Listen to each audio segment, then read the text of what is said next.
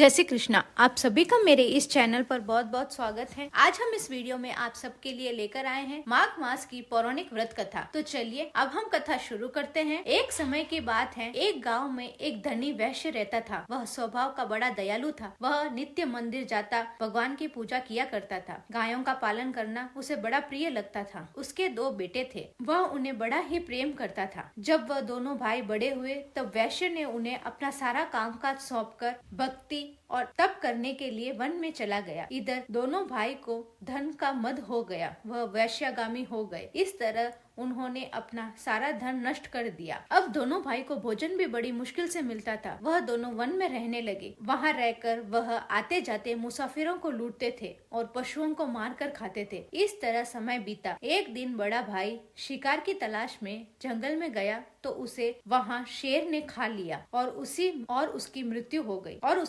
हो गई। दूसरी तरफ जब उसके छोटे भाई को यह पता चला कि उसके बड़े भाई की मृत्यु हो गई है, तब वह भागता हुआ जंगल में आया। उसका पैर गलती से सांप के फन पर पड़ गया और सांप ने उसे डस लिया। उसी समय उसकी भी मृत्यु हो गई। यम के दूत दोनों भाई को यम के दरबार में ले गए। दूतों ने कहा, महाराज इन्हें कहाँ ले जाएं? तब यमराज ने कहा, बड़े भाई को तो नरक ले जाओ। यमराज ने कहा, बड़े भाई को तो नरक में ले जाओ और छोटे भाई को स्वर्ग में ले जाओ। तब छोटे भाई ने आश्चर्य से पूछा कि महाराज, हम दोनों भाइयों ने एक ही कुल में जन्म लिया है, हम एक साथ बड़े हुए, हमने एक जैसा कार्य किया है और हमारी मृत्यु भी एक समय पर हुई है, फिर आप एक को स्वर्ग और दूसरे को नरक क्यों भेज रहे हैं? तब यमराज जी बोले, इंसान को स्वर्ग और नरक की प्राप्ति अपने कर्म के कारण मिलती है। तब वह यमराज जी से विनती पूर्वक कहने लगा, महाराज मैंने ऐसा कौन सा पुण्य कर्म किया है जो आप मुझे स्वर्ग भेज रहे हैं? कृपया आप मुझे यह बताने की कृपा करें। तब यमराज जी ने कहा कि जब तुम जंगल में रहते थे, एक ब्राह्मण पुत्र तुम्हारा मित्र था। उसकी कुटिया यमराज जी के तट पर थी।